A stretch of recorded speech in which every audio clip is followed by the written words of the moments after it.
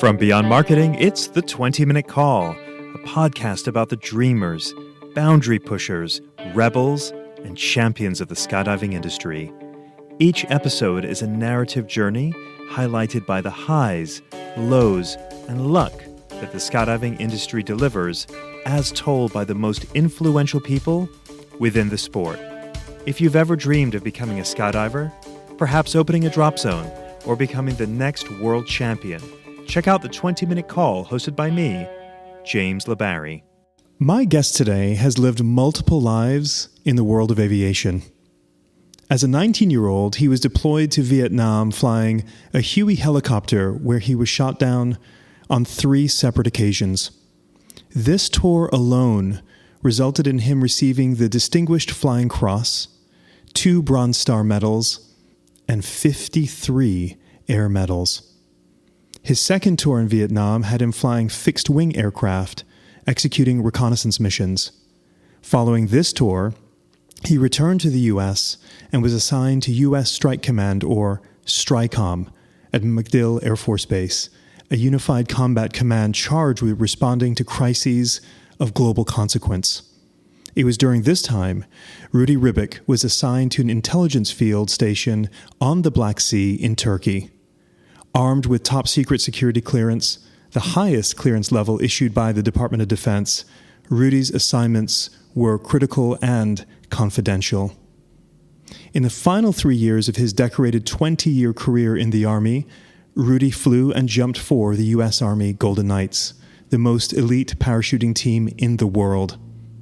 As if that weren't enough, Rudy would excel in multiple different careers as a private pilot for a NASCAR team, then 10 years as a commercial pilot for Northwest Airlines. Following his retirement from Northwest, he ferried planes around the world for an aircraft broker, which led to him serving as a private pilot for a major corporation in Singapore for 5 years.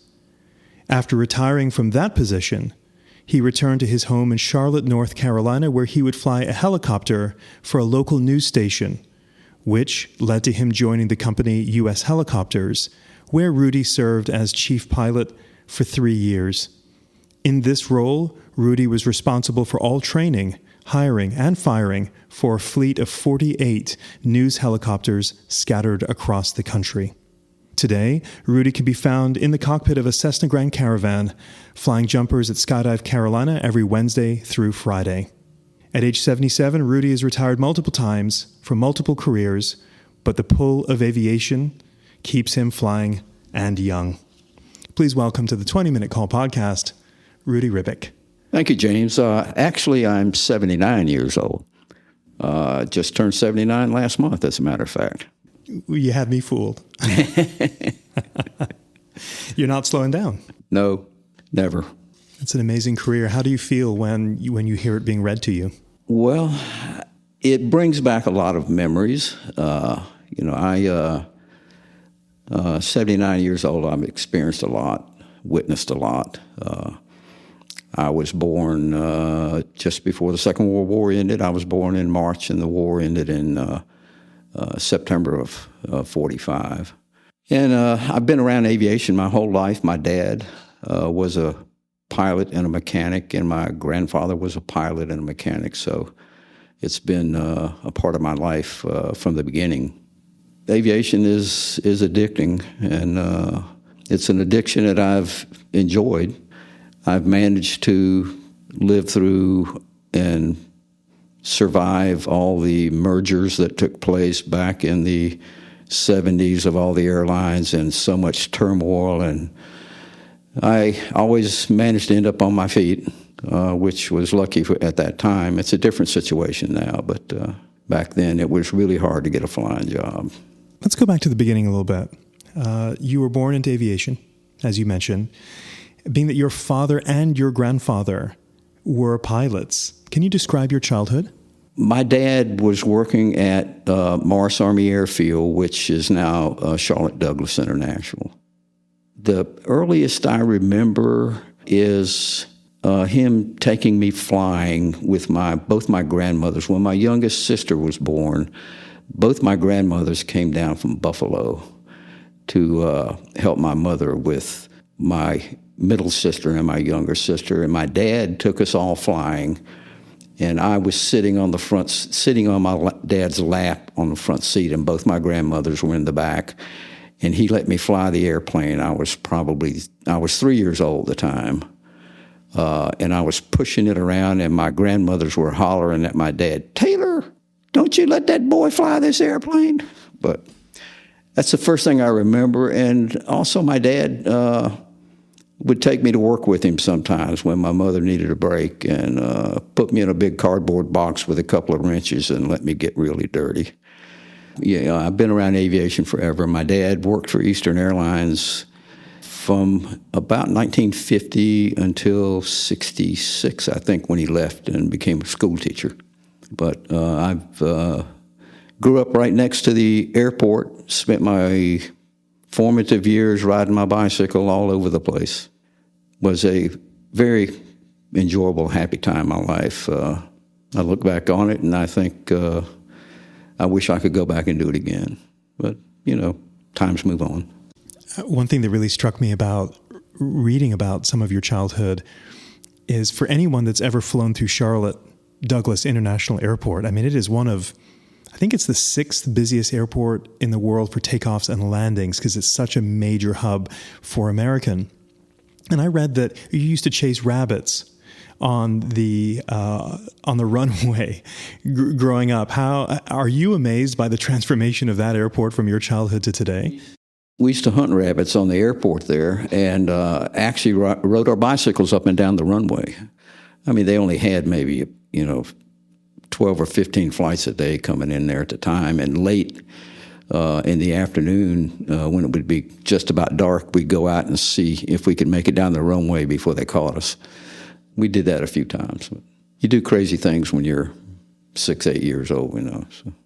I also read that the main terminal used to be an ammo dump, and you used to go through there. It's hard for me to even imagine what that looked like. Yeah, there was right where the main terminal is located now is where the military had the ammo dump. And I don't know if you've ever seen ammo dumps, but they're basically built underground. They build up huge mounds of dirt on top of these concrete capsules where they store the ammunition. My friends and we spent a lot of time messing around there. We'd find old ammo and stuff and take it to school. Look what I found. But it was a fun time. Easy to see why you've had such a life in aviation.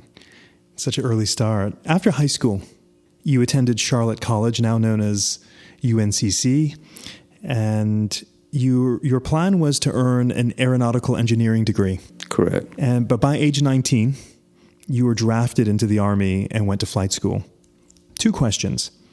How did you feel about being drafted?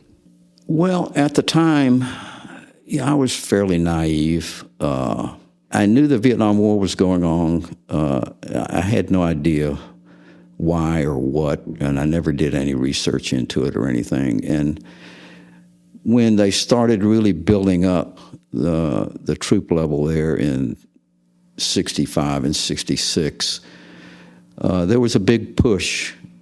The draft really started rolling then, and I was going to school, but I wasn't taking a full load, so I couldn't get a deferment for education. Ended up getting a draft notice. At that time, about 3 months before your proposed induction date, they would bring you in and you take a physical, take all the aptitude tests and everything, and then 2 to 3 months later, you'd get the notice report, for duty.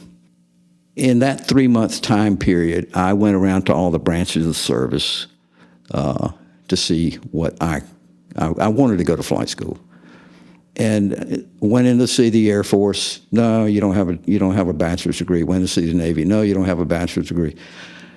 Went to see the Army. Well, here's what we can do for you.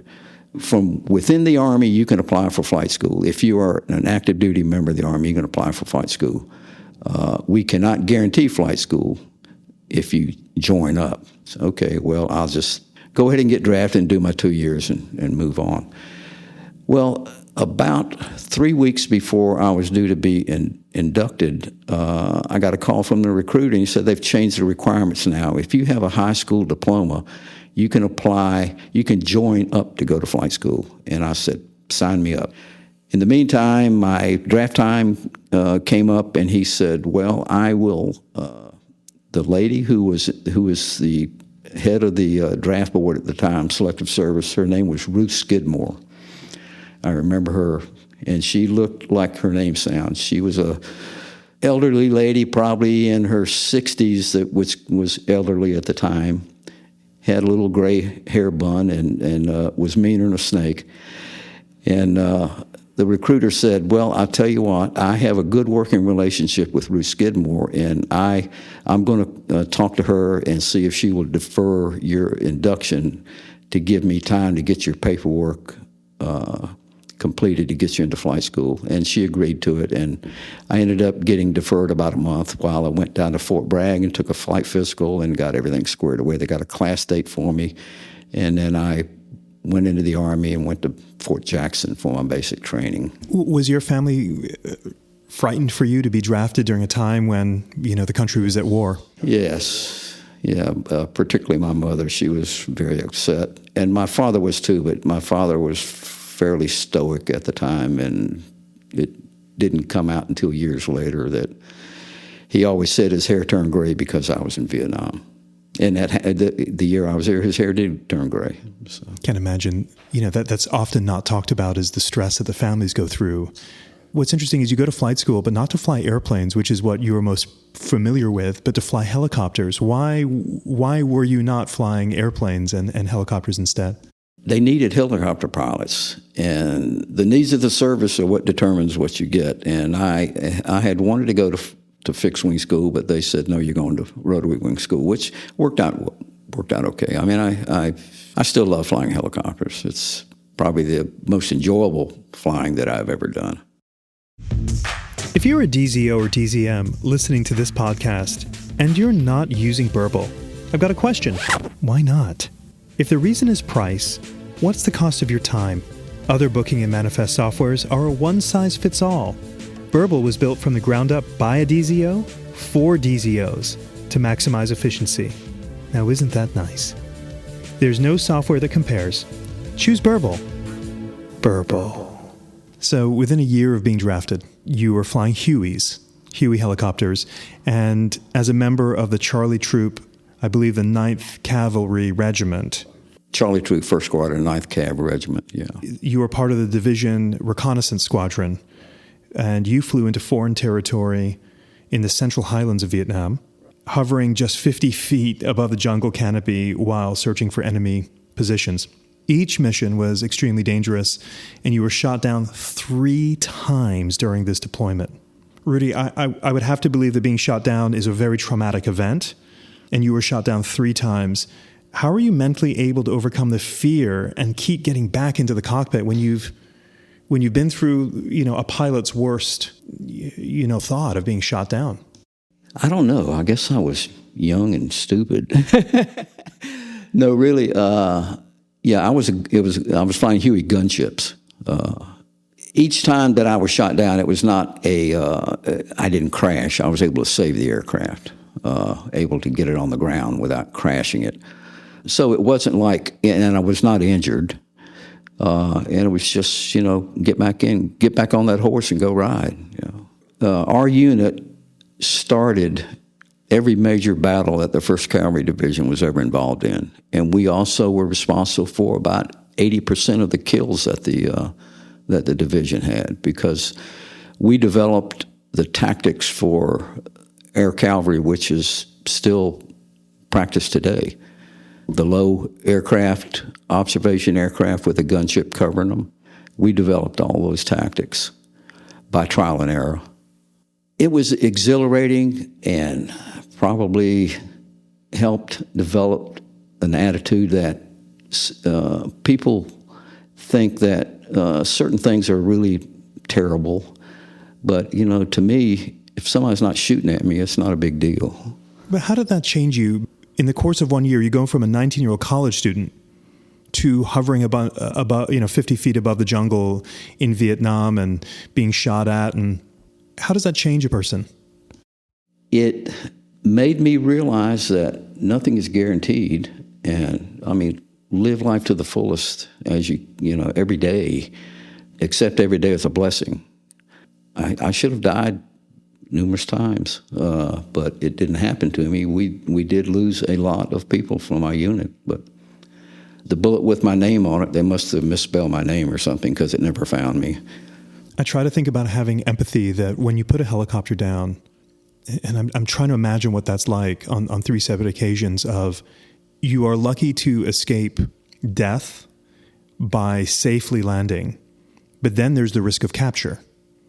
And I just imagine that you have to be in this incredible state of adrenaline to have survived being shot at, not getting captured.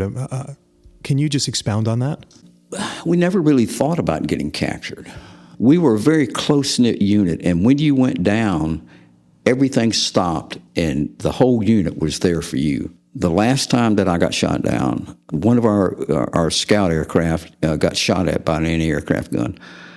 I was right there to cover him, and I went in and attacked this first gun and knocked it out, and on coming back around to do an assessment of what we'd done, there was another gun was set up that shot us down.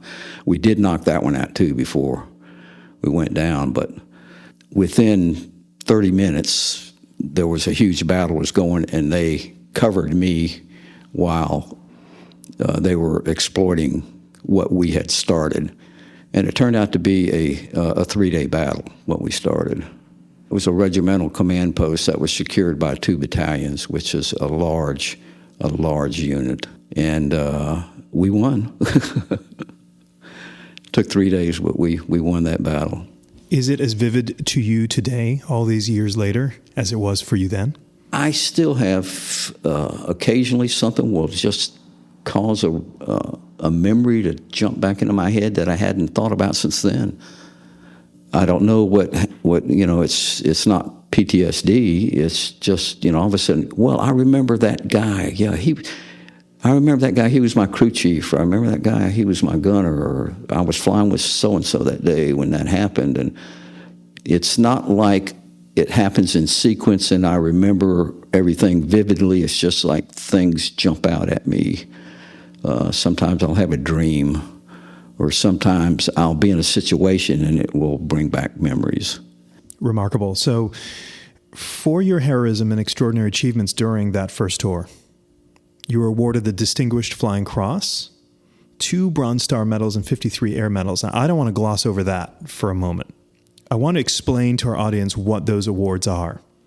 Because if you're not familiar with the military, I think you may not understand the gravity of what you receive. The Distinguished Flying Cross is the nation's highest award for extraordinary aerial achievement. This medal is awarded to recipients for heroism while participating in an aerial flight.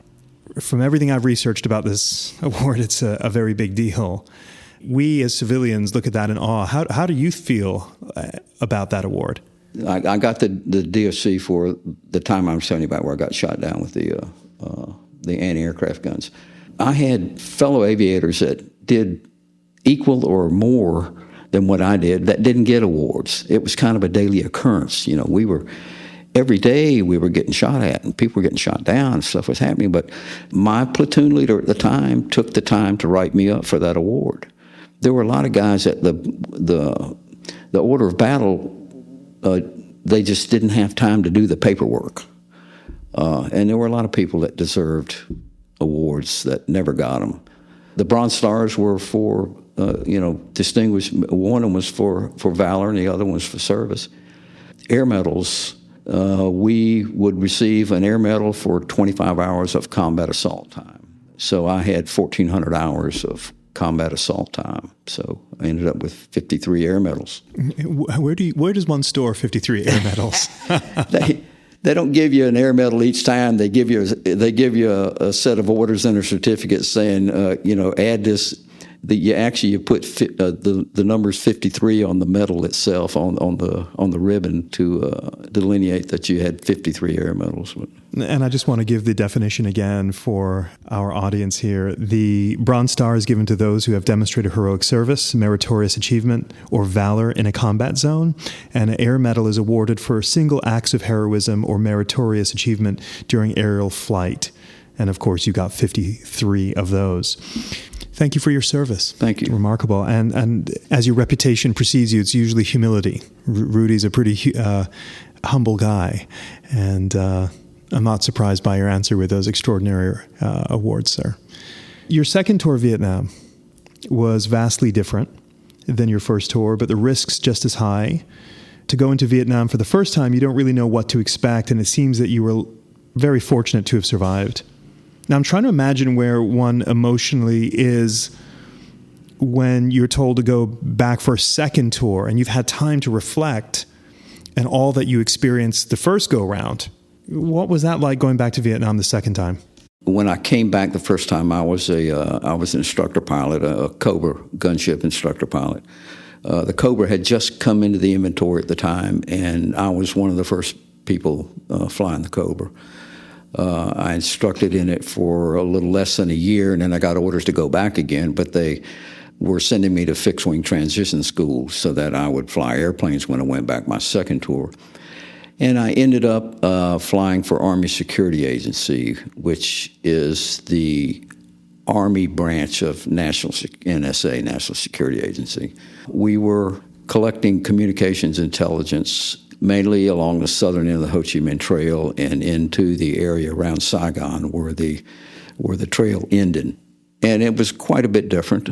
I know I got shot at a few times, but at night you could see the green tracers coming at you. But I'm sure there were times we flew at much higher altitudes. We flew 4,000 to 6,000 feet. What were you flying? There were RU-8s and RU-21s and fixed wing. Fixed wing, right. And these aircraft had systems on them that we could monitor the North Vietnamese communications, and we could also do direction finding on them.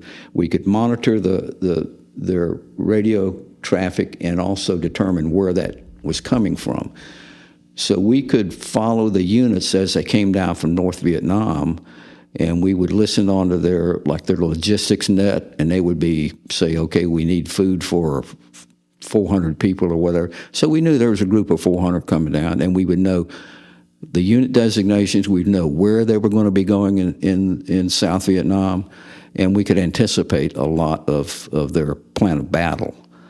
The Cambodian invasion in 1970, where we went into Cambodia, I flew the last mission to determine where COSVIN, which was Central Office of South Vietnam, which was the North Vietnamese headquarters in the south, so that they were going to try to capture them. But they knew we were coming, and they moved to the other side of the Mekong River, 300 kilometers from where we thought they were going to be. But we fixed them the night before they went in the next morning into Cambodia. So that was one of the missions, probably the most memorable mission I flew. The rest of it was all pretty mundane, daily 4 hours of chasing radio signals.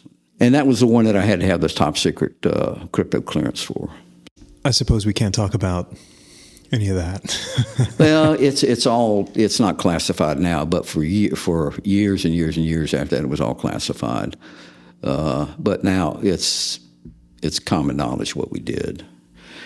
At the time, they were denying that National Security Agency was in Vietnam. They were denying everything, and we weren't flying over Cambodia or Laos or, there were cover stories for everything.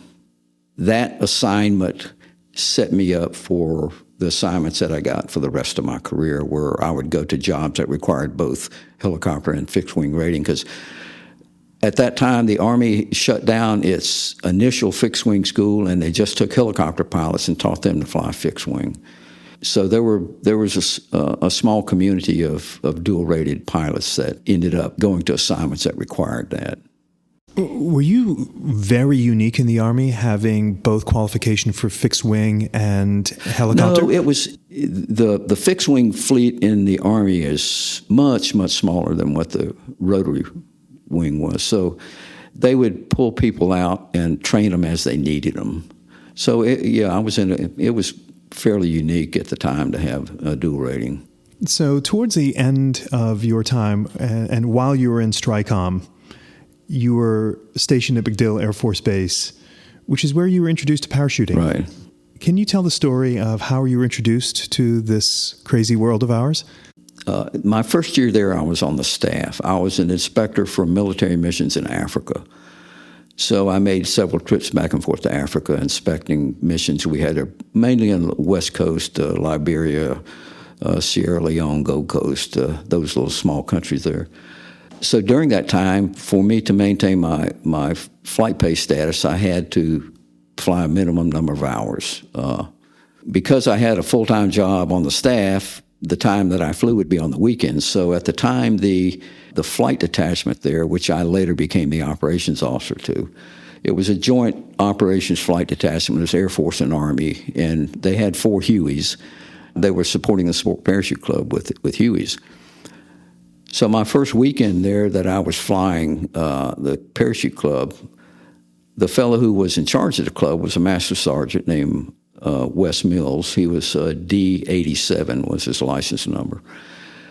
Came up to me and he said, "How come none of you pilots ever jump?" And I said, "Well, I've always had the desire to, never had the opportunity." He said, "Well, you got one now." And I said, "Well, when's your next first jump course?" And he said, "Can that other pilot fly the Huey by himself?" And I said, "Yeah." He said, "Well, come over here." He showed me how to do, we climbed up on a rock, actually. He showed me how to do PLFs, and I did about 3 or 4 PLFs. And he put a T-10 parachute rig on me and taught me how to hand deploy the chest mount. And I went up and did my first static line jump. And I was hooked. My first probably 200 jumps were out of Huey's. Wow. And everywhere I went, I really was really into it at the time. Back then, we were jumping around parachutes. We had paracommanders and French PAPs and Russian PCs, and there was also a rig out called a Piglet, which was a smaller version of a PC. And then the squares came out, and I started jumping squares, and just stayed with the sport, and I left the sport in 1985, got into antique airplanes and couldn't keep up with both. When I finally came back and I saw the development, not only in equipment, but in training and everything that the sport had transitioned into, I was just amazed. Because we were jumping old military stuff that had been modified, and now the state of the art of the equipment is just fantastic.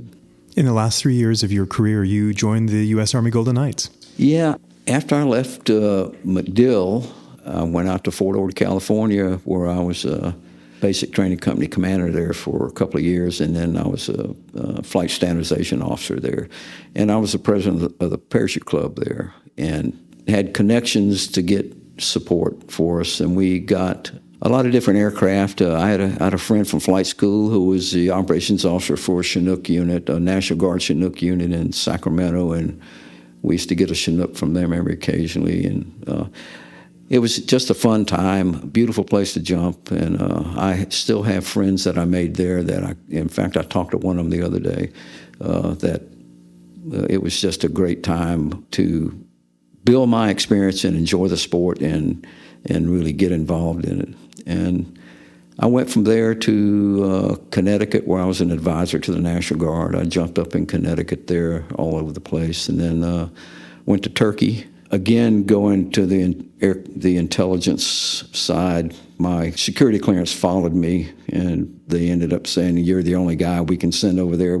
We need your clearance." And came back from that and then went to the Golden Knights. That was my terminal assignment. And what did you fly when you were with the Golden Knights? We had Caribous, de Havilland Caribous, and U-21s was the King Air. We had 5 of the Caribous and 2 King Airs. If you're a fan of the 20-Minute Call, I'd like to invite you to be a member of a budding community with me, on Patreon.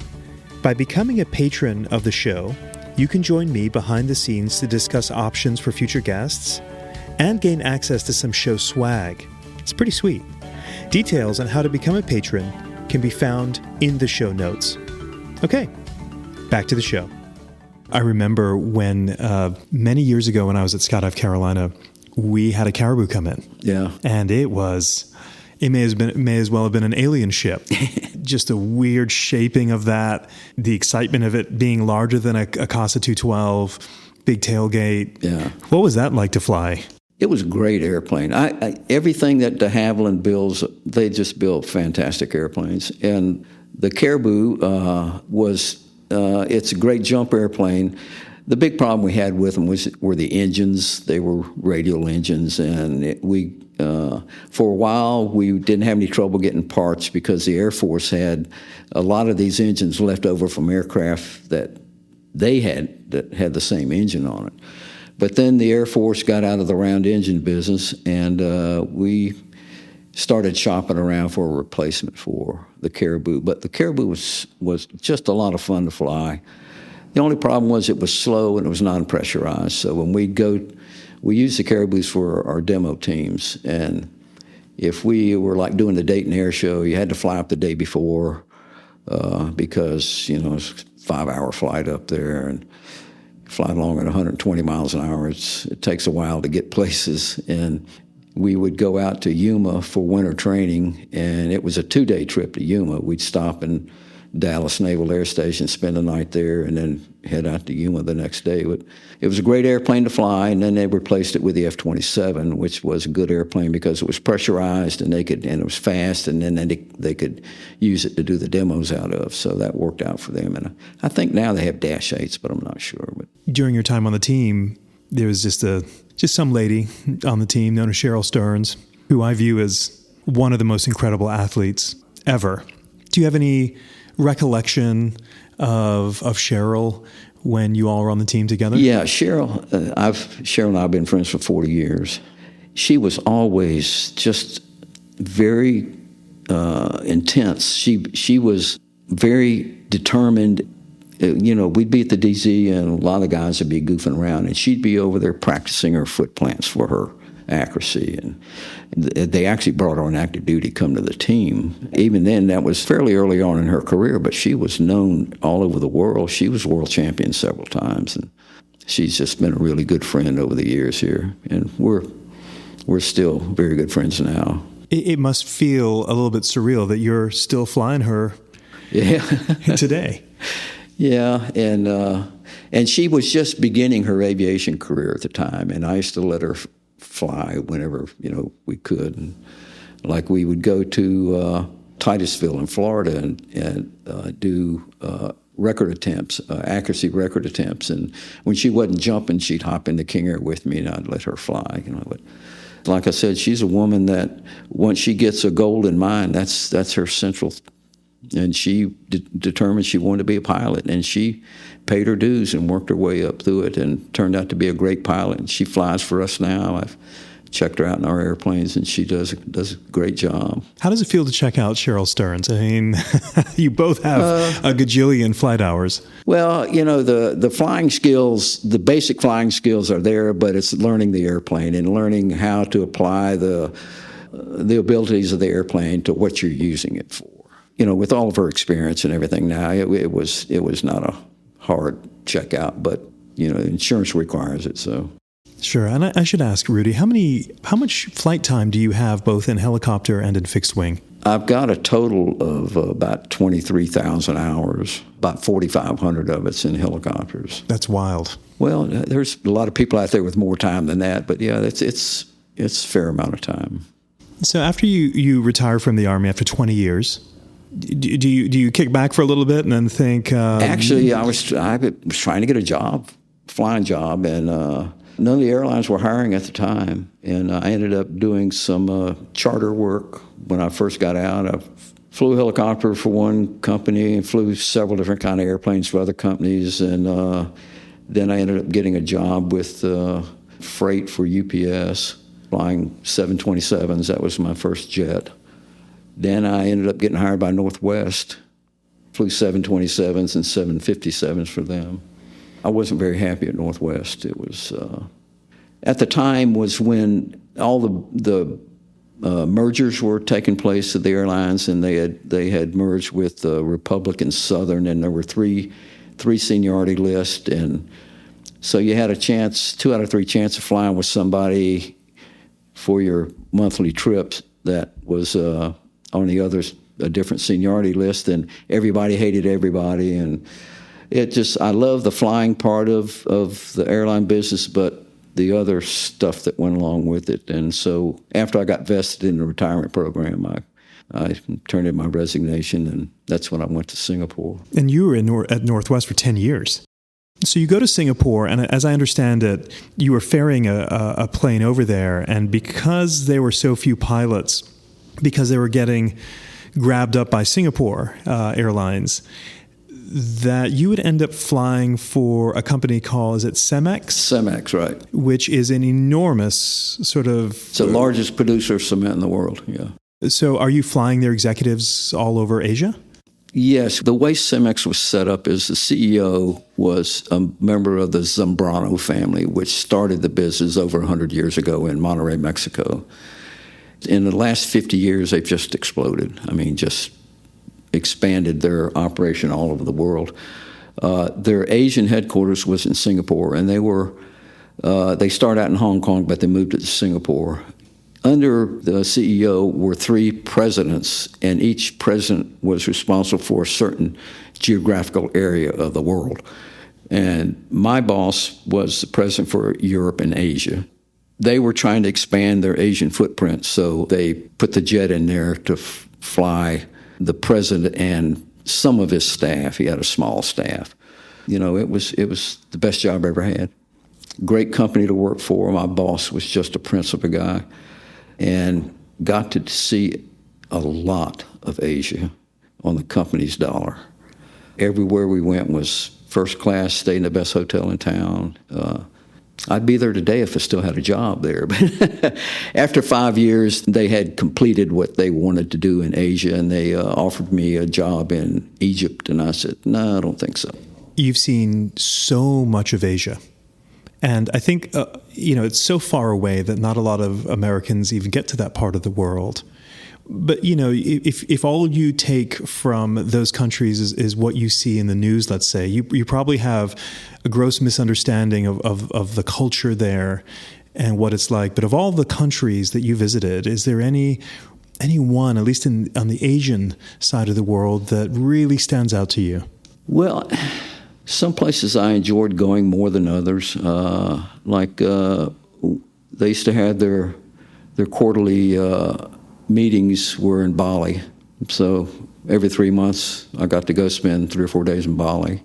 I mean, we flew to Malaysia, Indonesia, Thailand, Philippines, Hong Kong, Japan, Bangladesh, India.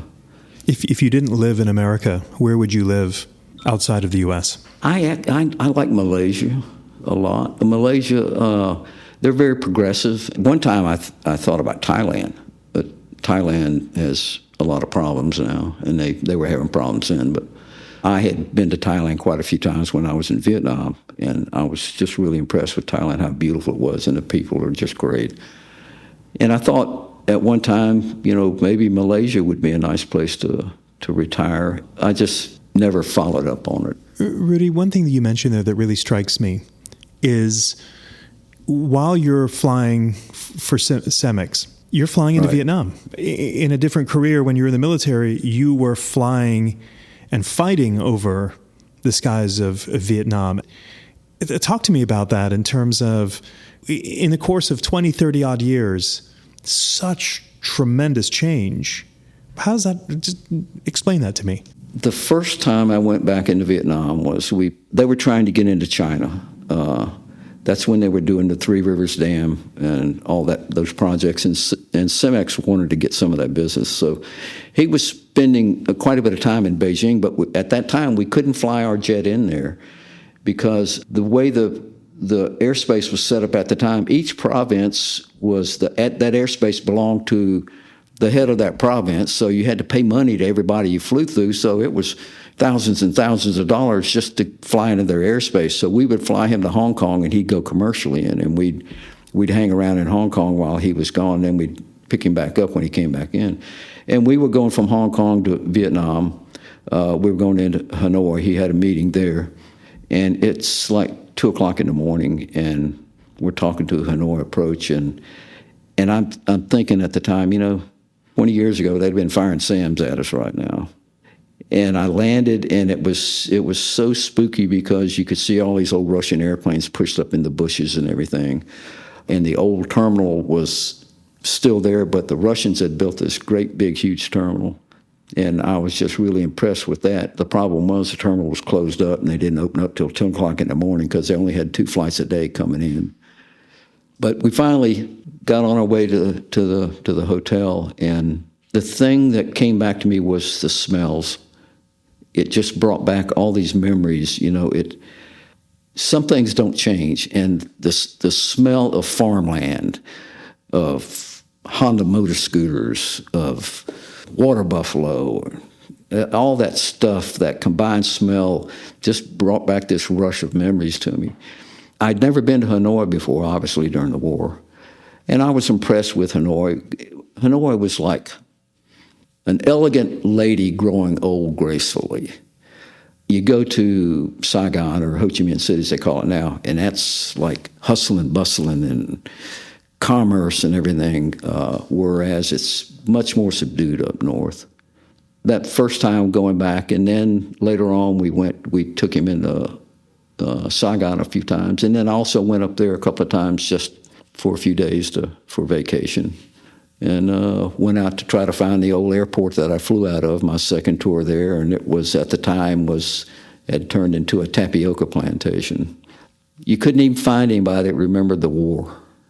I mean, because at that time, about 80% of the population had been born after the war. So nothing remained of what we were, what we had left there. The airports and all that are still there, but people they've moved on.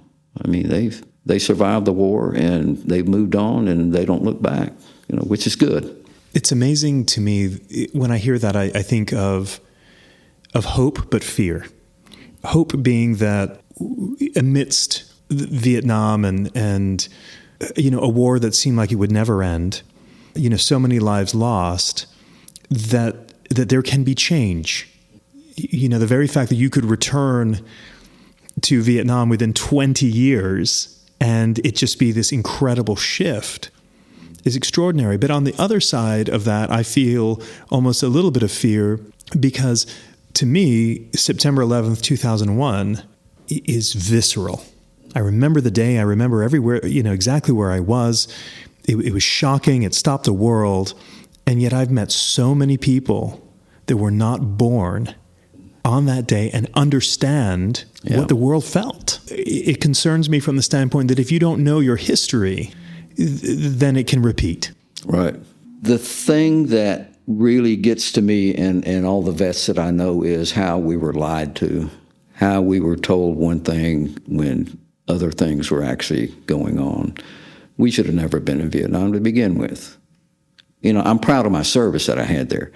It was a mistake to be there, and we were lied about everything. History has proven itself that it was a big mistake to be there. And they've recovered from it. Which I'm glad. It's a beautiful country. It is, and the people are such hardworking people. How have you been able to reconcile the service to country? You were called and you served valiantly. But then when you say, we shouldn't have been there.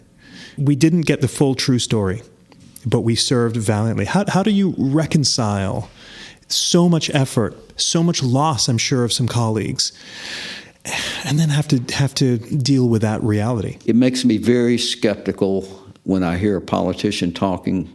I don't take anything on face value anymore. I mean, I do my homework, and I'll try to find the truth between the different stories. I'm not a crusader. I won't stand up and scream, blah, blah, blah. We shouldn't be doing this, shouldn't be doing that. But I know in my own heart, where I stand. And I've I'm a pacifist now. Even after 20 years in the Army, I still think diplomacy is the way it needs to go. One thing that I did know while I was on active duty is that I was dedicated to what I was doing, and it wasn't so much the patriotism side of it. It's the guy that's sitting next to you that's going to cover you, and you're going to cover him when it hits the fan. And I think you'll find most people that have served in the military, they remember the people they served with. They don't remember so much what they did, but people they served with. And I have many, many friends right now from the military that we all keep up with each other. Rudy, I don't know you very well, but my observation of you, my judgment of you, is you are measured, don't suffer fools gladly, and are an observer yourself. You've seen a lot. You've been to many places. You've experienced a lot of life. What impresses you? What does it take for someone to earn your trust? Honesty, integrity. If you'll be straight up and honest with me, even if you're telling me something I don't want to hear, then I respect you. But don't lie to me. Our political system is a bunch of liars. I mean, there are some people that are honestly in there because they're altruistic, but most politicians are in there to get reelected, and that just really irritates me. And there are politicians that we elect them to represent us, and all they do is they're in there for their own reasons instead of serving the people that they were elected to do. Rudy, if you run for president, I'll vote for you. If I run for president, I don't want the job. This podcast is sponsored by Beyond Marketing, the digital marketing agency for the skydiving industry. Now, I'm not a fan of lots of ads during a podcast. I mean, who likes ads? So I'll stop talking about how marvelously wonderful Beyond Marketing is. But if you're curious about what the amazing people of Beyond Marketing do to help drop zones and manufacturers thrive, then you should check out their website at dropzone.marketing. That's dropzone.marketing. So, Rudy, today you are still, as you corrected me at the beginning of our interview, you are now 79 years old. Right.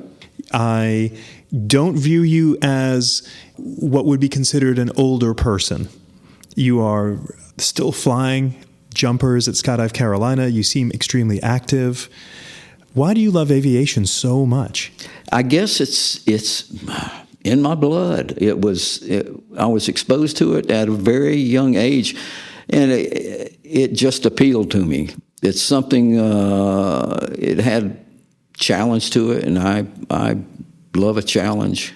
I haven't always succeeded when I tried the first time at doing something. I actually did fail a check ride one time.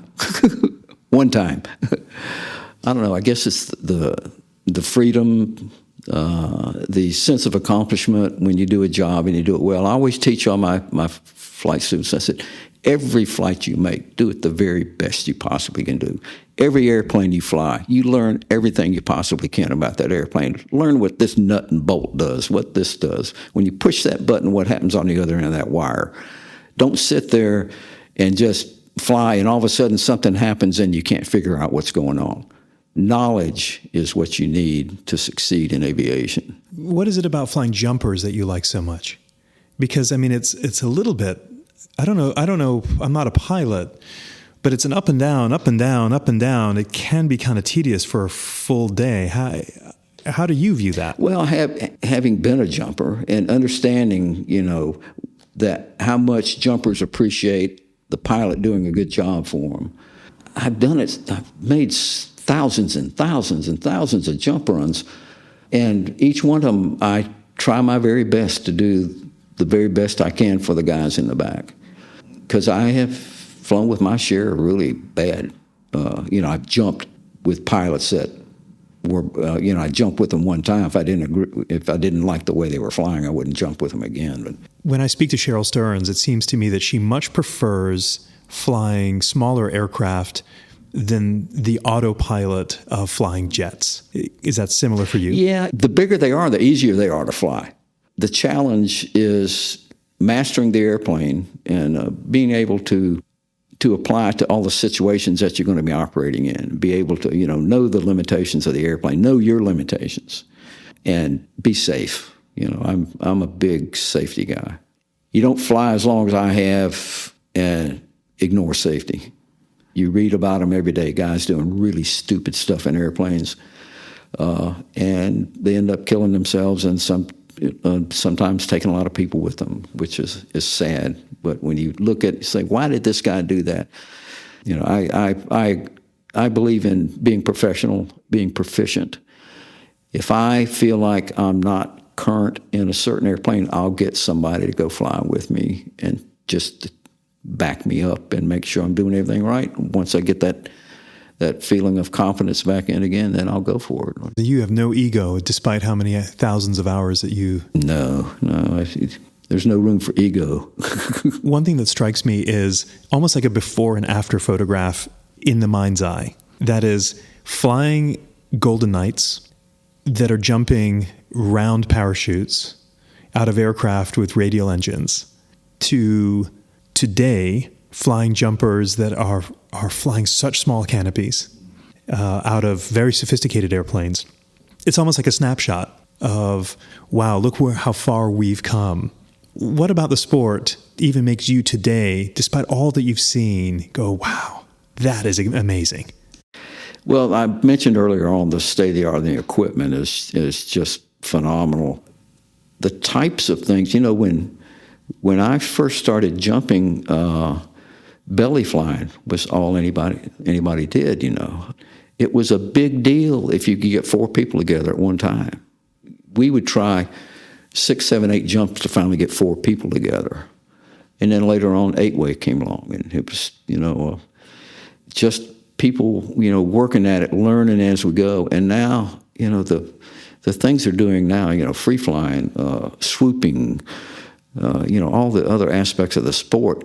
Whereas the stuff that was going on when I was there, like style, is no longer, it's practiced in other parts of the world, but nobody jumps style here in the U.S. anymore. There's not even any competition for it. But that was one of the main, style and accuracy and relative work were the 3 fields that people competed at. Amazing to see how the sport has changed. I'm curious, Rudy, on a personal note, what's your daily routine look like? I get up at 6 o'clock every day. My wife and I have breakfast. We're very healthy eaters. She can tell me how many calories are in everything that I'm eating off my plate. And she takes great care of me. Anyway, we'll have breakfast, and then I'm a woodworker. I have a wood shop. When I came back from Singapore, I built a 40 by 60 shop, equipped it with good woodworking equipment, and I've always got a project going. We've got 4 acres of land. That's a project in itself, and I work 3 days a week, sometimes more than that. Last week I worked 4 days. It's pretty boring. I'm in bed by 10 o'clock, and I'm up at 6, and the day just ends up getting filled up. They say, the older you get, the faster time flies, and it's true. I mean, the day will be gone, and I'll think, well, what did I do today? But so long as I can keep flying, so long as I can pass a medical, an insurance company will keep insuring me, I'll just keep going as long as I can. Yeah, on the surface, I think if someone would say, is that pilot maybe a little bit old for flying? Not you, sir. That's very clear to me. Last question. Whenever you hear Rudy Ribbeck, you think pilot. The terms are your name and your profession are one and the same. But what would your wife or your friends who know you, how would they describe you? Oh, God. I hope that my friends and family recognize that, I have my compassion that I have for people. My father was a very compassionate guy, and he spent his retirement years working for other people. He did Meals on Wheels and was president of the Lions Club, and just did all of these things that keep him active and mainly serving other people and trying to contribute to the whole thing. Be an asset, not a liability. I don't know how much longer I got here. Nobody knows. But, I get up every day and I say, well, I'm going to enjoy everything that I can do today. Like I said, I'm lucky that I have a wonderful wife. We share the same interests. We love to travel. We go to Korea 2 or 3 months of the year, and we always try to make a little side trip. While we're in Korea, we go to Hong Kong or went to Singapore last March. And I just, trying to live as much life as I can for what I've got left here. I'm not going to let any grass grow under my feet. Rudy, thank you for your service. And most of all, thank you for being an example for the rest of us. Oh, you're quite welcome, and I'm flattered. Thank you for being here. It's been a pleasure. Sure. Thank you. Hey, everyone. Thanks so much for listening to the 20-Minute Call podcast. Please do follow us on your podcast app so you always have the latest episode, which is released every Monday. If you want to contact the team, our email address is podcast@beyondmarketing.xyz. This episode was edited and engineered by Garnet Znydrick of the YouTube channel Blue Skies, Fun Days. Thanks for listening, and join us next week for our next episode.